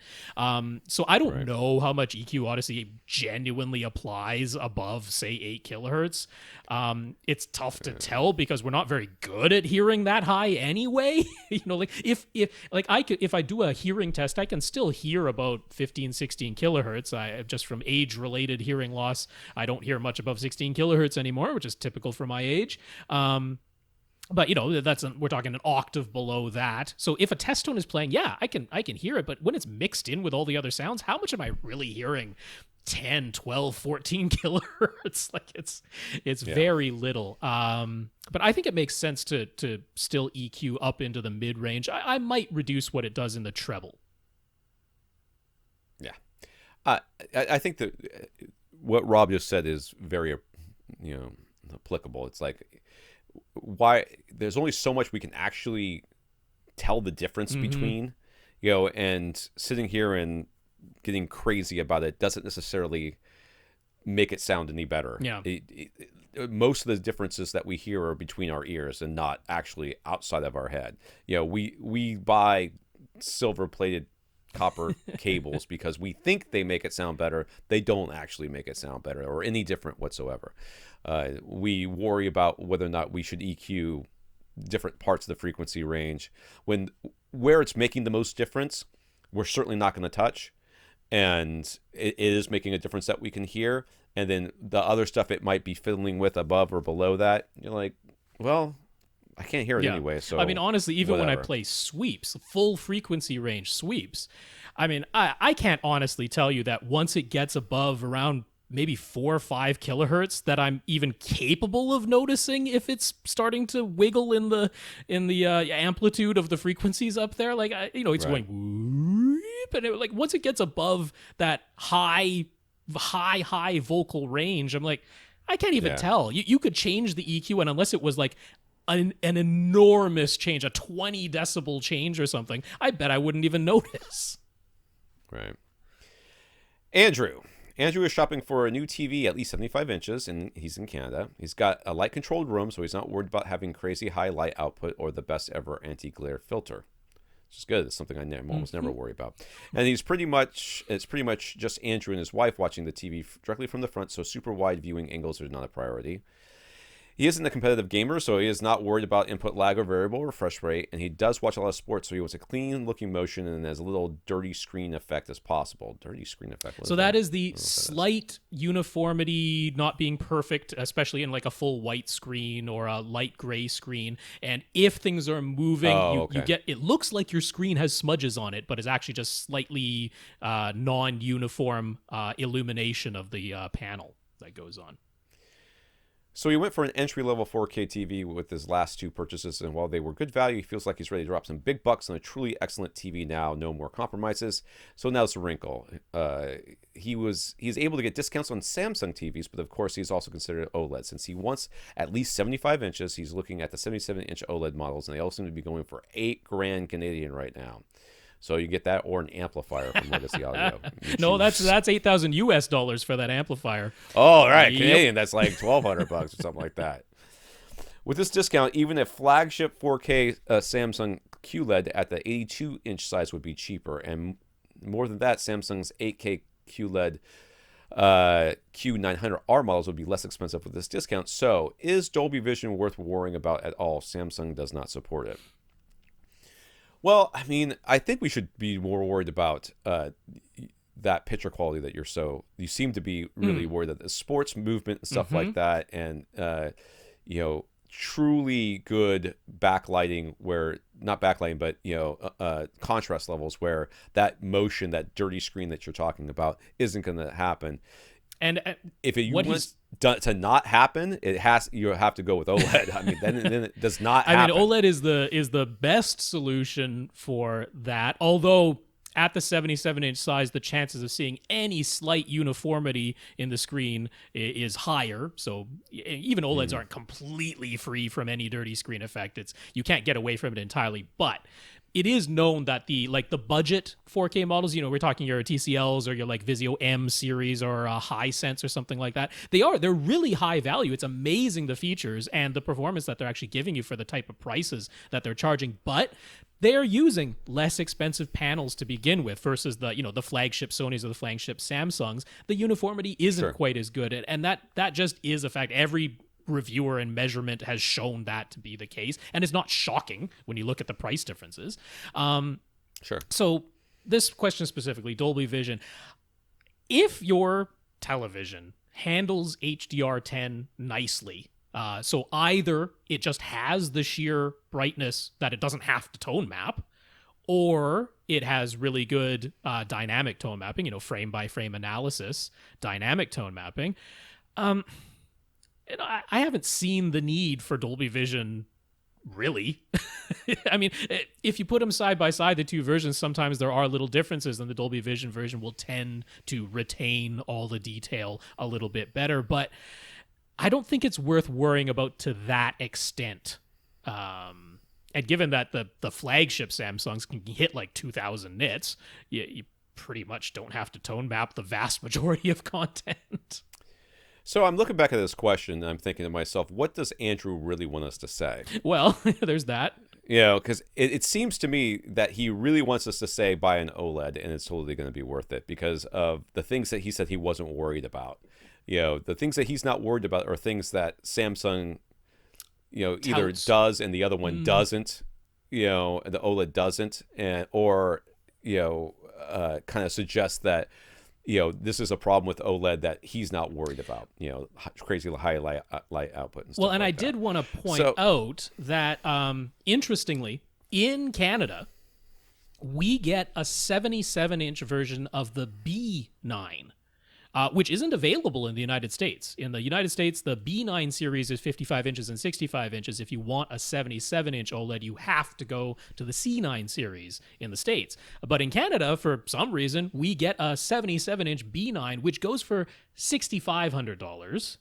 Still really expensive, but better than $8,000. And there is the option. I don't know how close you are to the border and what it might be, but like you can get 77-inch OLEDs in the States for about $4,000 US now. Now, there's going to be some cost to either shipping or picking that thing up and bringing it across the border. So you end up probably closer to about $5,000 US all in, which is kind of close to $6,500 Canadian. But then we have our tax on top of that and the $5,000 US. I'm including all the border fees. So it's kind of close. You're probably looking somewhere in the $6,500, $7,000 Canadian dollar range if you go for a B9, which we have available to us. But with the discounts that he mentioned that he can get on Samsung TVs, they would definitely still be less expensive at the 75-inch size.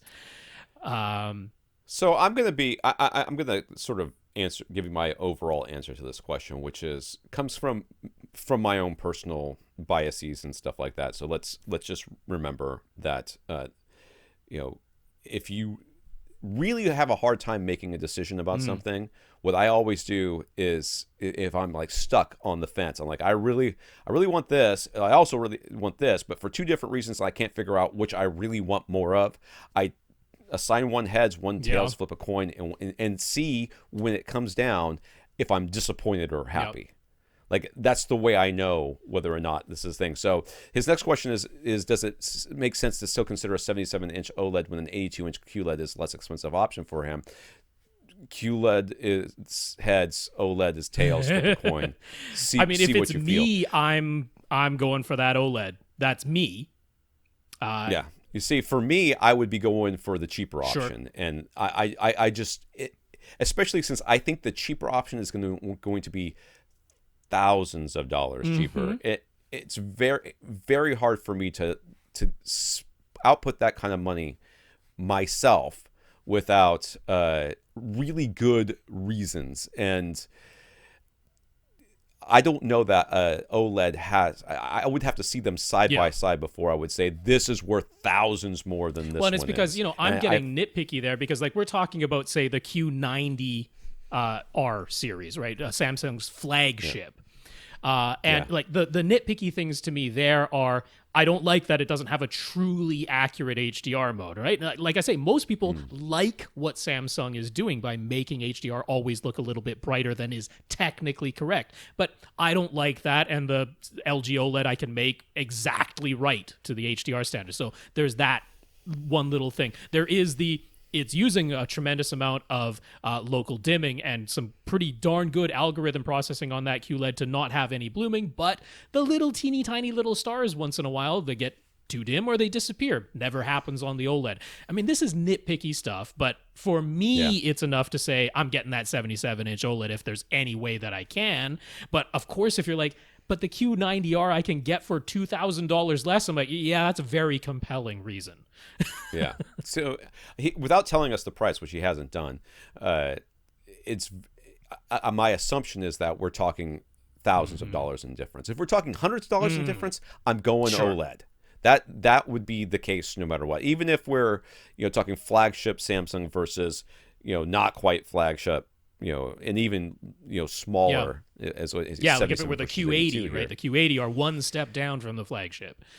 Yeah, I would still be leaning towards OLED, but if we're talking thousands, it's going to be very, very hard for me to. But let's say the thousands of dollars do make a difference, and for that reason, he's going to not get the OLED and he's going to get a QLED instead. Yeah. So if he's comparing the 4K QLED versus the 8K QLED, is the 8K worth it? If it's an 8K QLED versus 4K OLED, with the 8K QLED still being cheaper because of a discount, does that tip the scales in any way? I would not buy an 8K nothing. We're on the, so technically Samsung's is, I would call it like maybe the 1.5 generation, because they had the very first 8K that they brought out that was the Q900RA, and now it's the Q900RB series, but it's not really a true generation change. The way that I would put an 8K in my house is if someone physically brought it here and left it. That is the way I would take an 8K in my house. I would not spend a cent on it. They don't have, none of Samsung's 8K QLEDs have an HDMI 2.1 input, so there is no way to feed them 8K content. Now, they have the external One Connect box, and Samsung has said, well, we can replace just the Connect box. That was the whole idea of the external Connect box when we have an HDMI 2.1 solution ready. But okay, I mean, it's early. It's too early for 8K. It's too early. And given... So here's the thing. For the price that you're looking at, you might be able to afford the 75-inch 8K for around the same price as the 82-inch 4K. We're talking QLED versus QLED. Go for the bigger 82-inch QLED if that's the scenario. No question. This is an 8K that's 8K pretty much in name only. Yes, it has that many pixels. Yes. It has that many pixels, and it will be displaying all those pixels that it upscaled from the 4K to 8K for its native resolution. But you will never be able to buy an 8K Ultra HD, whatever they're going to end up calling it, 8K thing, and plug it in. There's no guarantee that their streaming services, if they ever get to 8K, will work. There's no cable box that you're going to be able to connect directly to this TV that will be able to send an 8K sports signal from the Olympics. And actually, a lot of the reviewers have pointed out how if you're watching 1080p, which you're gonna be, there's a whole lot of content that's still 1080p, that 1080p looks sharper on the 4K than it does on the 8K because of all the upscaling that has to go on. Honestly, you get the 4K in that case. I would. There was literally no way I would buy an 8K right now. No way. In fact, if someone dropped it off at the house, I'd probably. And if it's, I'm going to be honest with you. If it's 8K QLED versus 4K OLED for right around the same price, I'm getting the OLED. Yeah. Yeah. All right, Rob W. Different Rob W. Not you. Well, I'm Rob H. So of course it's different. You're Rob H. That's what I meant. W's different. Why did I think your last name was W? I don't know. My coffee is worn off. Well, Anker's foray into the home theater projector market upend everything. They have a Kickstarter going on for their new Nebula Cosmos, which is a 1080p, and Cosmos Max, which are 4K projectors with MSRPs of $700 and $1,700 respectively. But of course, being Kickstarter products with projected shipping dates of April 2020, you can pledge early and get them at discounted prices. The lowest early bird pledge levels have sold out, so $470 and $1,100 respectively are the lowest offers at the time we're recording this. So what supposedly makes them so special? LED light sources instead of regular lamps, and apparently marketing to a crowd that has never looked into home theater projectors before. So they're DLP, Rec 709 color, 900 and 1500 lumens max respectively. So 900 lumens for the 1080p and 1500 for the 4K. They make a big deal about saying they measure using ANSI lumens, unlike the competitors, which measures. I mean, that one I put 3 question marks after, because I'm like, what would be the other option? I've never seen a projector lumens? not listed in ANSI lumens. I don't even know what they're talking about. So they run Android, not Android TV, mind you, and they have 10-watt speakers built in with Dolby Digital decoding. Dolby Digital Plus. That's necessary. They made a big deal. Oh, plus they decoding. said this is 360-degree sound because it's Dolby Digital Plus. I'm like, that is also a strange claim, but okay. So they have autofocus and keystone correction, no lens shift or manual lens adjustment. For some reason, these are getting some pretty big hype. So what's our take? Well, you can tell Rob's take already. By the way, I wrote this because I'm like, they apparently they have anyone who is buying this has never looked at BenQ. Right. I mean, we talk about the HT 3550. That's a $1,500 DLP 4K projector that is like the first DLP projector at that type of price point I've ever seen that actually goes beyond Rec. 709 color. It actually has a color filter that you can put in place and hit pretty darn close to DCI P3 color. These don't pretend to do that.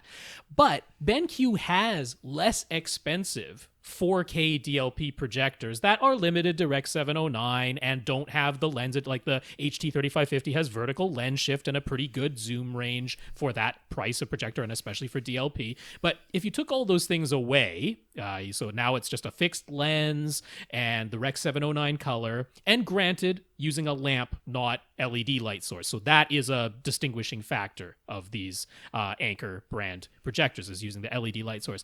But they go for like $850, $900.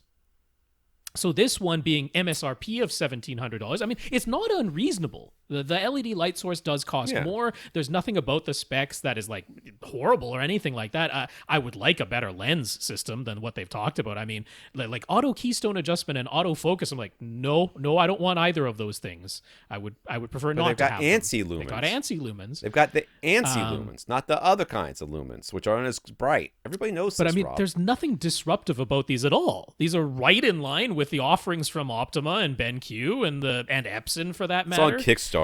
That's the only what reason. It is, and getting talked up on Reddit or something like that. But like I say, it's clearly being marketed at people who've just never looked at home theater projectors before, because they're... Well, it's because they see the $1,700 price point and like, I can get it for $1,100. There's that. And they've never...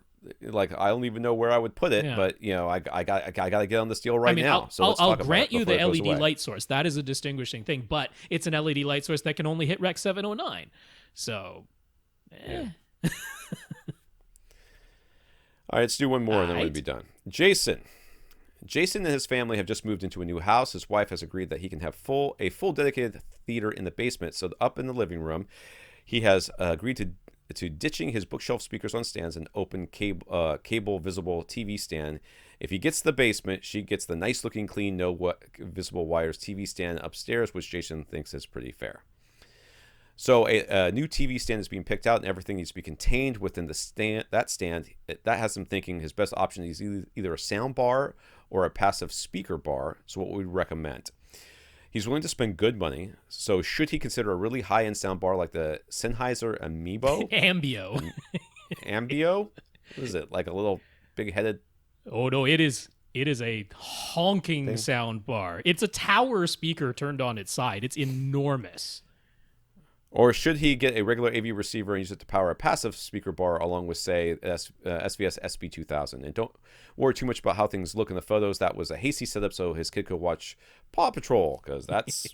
that is priority. When you have a kid, that is a priority one. Like, oh my God, you're using a telesitter? They Shut just up. moved You've in, never had a child. Shut up. I'm trying to unpack the kitchen. That kid could smoke crack in the bathroom for all I care. We need some dishes to eat on. Priority, sir. Yep. He has yet to hang his GIC art panels, which are desperately needed in this new house, as this new house sounds like an echo chamber to him right now. So what do we suggest? You know what I suggest? I think, what's this? Yamaha makes one, is with a sound base. Oh, right. The things that sit right underneath your TV. Yeah, one of the things that it basically looks like a box that's underneath your TV, and your TV sits on top of it. So I'm looking at his TV. It looks like he's got one of the ones that has it could be on a mount. That looks like a 3-in-1 stand where it's like it's using the wall mount but attaching to a stock that stands up behind his. Yeah. But they're getting a new stand, so the new stand doesn't necessarily have the wall mount attachment. I'm thinking this is going to be like a nice cabinet type looking thing where you can hide everything inside. Too. Yeah, I would assume. So that's why I like these things. These things are basically. And I know you're going to be like, ditch the subwoofer.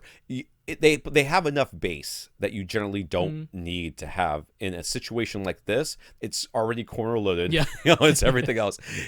And basically these things are just a big platform that have a bunch of speakers up front and then ports in the back. Usually, not always, but ports like in the back. Sennheiser Ambio is almost that, except it isn't actually deep enough to act as a stand for your TV to stand on top of. But it's like, what is that? I think it's over 6 inches top to bottom, because it's 4.5-inch drivers That's in there, big. and like they're like, you don't really need a subwoofer with that one in terms of sheer bass extension. That's kind of true, but as we always talk about, placement is what really matters. But I mean, if you were just going for one massive thing that does sound good and doesn't necessarily need a subwoofer, then that Sennheiser Ambio isn't completely out of the picture. However, I can find almost no justification for recommending that thing, because it's very it's big, enormous, and it actually kind of needs to be at ear level to do its Ambio thing. So you'd either be using its Ambio processing, or your TV would have to be way up high. It's super compromising that way. So Tom's suggestion of a sound base, as far as ease of setup and placement and aesthetics, makes a lot of sense. My recommendation to you was going to be Klipsch's passive, or not Klipsch, well, possibly Klipsch's, but Kef's passive speaker bar. There is a Klipsch passive speaker bar that could also work here too, but I like Kef's HTF 8003. It's a nice slim looking speaker bar that has 3 actual speakers built into one, continuous bar looking thing. Sorry, I thought I had a picture of it, but I didn't. And yeah, I like that, along with, you don't need a crazy AV receiver, because it's just going to be those 3 speakers. And then, I mean, I like an SB2000 in here. And that total price. Yeah, and that's fine work. too. I mean, you're going to, I'm trying to find this. Yeah, so Klipsch's passive speaker bar is the RP440D, so that's part of their reference Premiere series. Again, it's 3 speakers built into one long enclosure. So the Klipsch goes for $800. The Kef HTF 8003 goes for $950. So both of those, like if you were like the $2,500 for the Sennheiser Ambio is acceptable, then if you get those along with a reasonable AV receiver that's going to be in the $450, $500 range max, and a nice subwoofer, you're going to be under $2,000 for a system that I think makes more sense than that Sennheiser Ambio. Yeah, that's kind of the way I'd be going at it. I don't know how many of those sound bases are out there anymore. The Yamaha's got a SRT 1500, which is $600. It says it's discontinued. Yes. But that's the one. That's the one you were thinking of. Yeah. But that's the one I was thinking of. So it's got dual, 10 speaker drivers in the front, because they have that sort of sound digital projector sound thing projection going on. thing. A lot, and you can control it with your phone. So, and it's Bluetooth to Bluetooth headphones or speakers, 4K Ultra HD pass-through, and HDCP 2.2. So it's got sort of all the things that you need. I can't see the back of it. Wait, maybe I can. I want to see if it's got how many HDMI inputs it's got. Yeah, well, although you're probably just going to plug everything into the TV and use ARC to go back to the sound system if you're going with a sound-based solution. I'm just looking for an output for like a subwoofer, but if you wanted to add that to it. Let's see specs. I mean, to me, the speaker bar solution, I mean, obviously, Jason is not a person who's opposed to hooking up an AV system. We can see with the system that he's already got that he's used to that. So, hooking up a speaker bar to a traditional, I mean, you could continue to use the AV receiver you already have. There's no reason that can't drive a speaker bar. So there's no even need to replace your AV receiver. Yeah. I mean, maybe you can even sell it that way. Hey, honey, I get to continue using what we already own. I'm just, replacing the speakers so that they look a lot nicer the way you want them to. Yeah, if you could find this, it would basically be like a receiver, a speaker bar in one, and it has a subwoofer output, and you could add could add the SB2000 if you so chose. So SRT 1500, I'm sure it's out there someplace. But neither of us is really going sound bar. Even the high end ones. No, I don't think so. I mean, I like to recommend Yamaha's DSP projector, sound projectors. You're going to give me back up by 2000 again. Yeah. But again, you won't need a receiver for that either. You just go straight from your sources. But looking at the room that he's got, I don't know that a sound projector is going to be able to do its actual bouncing of sound thing. Yeah, you wouldn't do the. You would do the phase. Yeah. You would probably change it to the phase. And those I've are had, huge too. I mean, the good ones, they they're are very enormous. large. Yeah. I've had those in a corner and have had them like one's firing out a freaking opening and the other one's hitting the window and the other side's hitting the window and there's openings everywhere. So, and I ended up, it worked okay. It worked pretty good. And I think I ended up switching it to the phase thing, and it worked okay if you want to get sort of this semi-surround sort of thing. But, there's no reason to go crazy in here. That's my thought. Just get something that makes a lot of sound up front, and if you want to add some bass, get a subwoofer, set it right next to it so that no wires are shown, and you're good to if go. you're worried about All right. lots of sound with very little power, that clips passive sound bar will absolutely do it for you. Speaker bar. Yeah, Yep. for sure. Alrighty, so on our list we have Luke K, Aiden C, and Infinite Gary. And I did get a bunch of questions that came in on Monday, so all of those will be on the list for next week.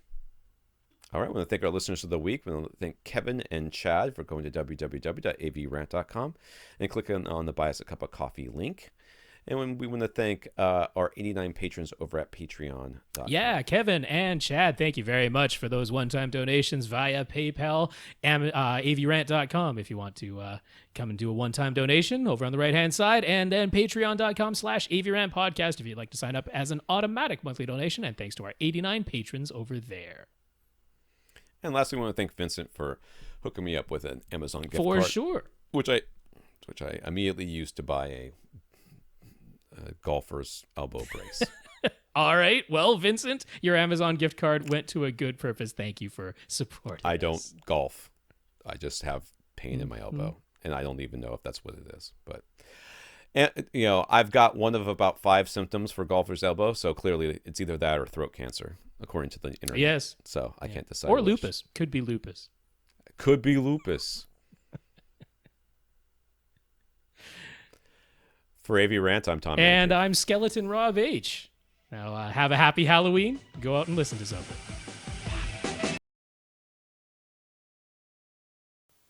Here we go. Do-do-do-do. It's Halloween. It's hello. We're live. Hello. Welcome. It's behind the scenes. AV Rant. Yup. It's episode 666 on Halloween. Hello. We're dressed up. Oh my All right. God. So you're being warned. This is the behind the scenes version. That means if we have any internet troubles, then that's going to be there. So there's a completed video version that goes up with at least cleaned up audio. The video can't do anything about. The video is what it is, but at least cleaned up audio in the completed version goes up later in the week. So you are warned. This is behind the scenes. This is just the live recording session. And all right, hold on. Wait, what do I need? I'm all I don't befuddled. know. I can't see. I need anything. show notes, but for the intro, I'm going to take my glasses off just so I look more like the thing. But these are going to have to go back on because I'm Yeah. blind. Don't worry. I'm taking this mask off right after this podcast starts. So go. All right, you're up.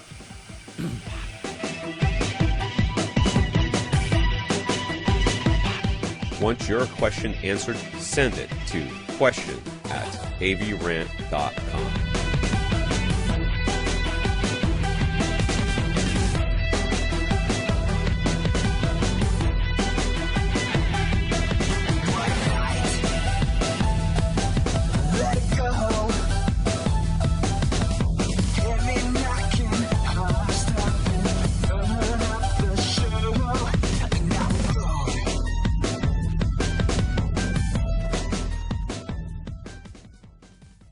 This is AV Rant. Now go out and listen to something.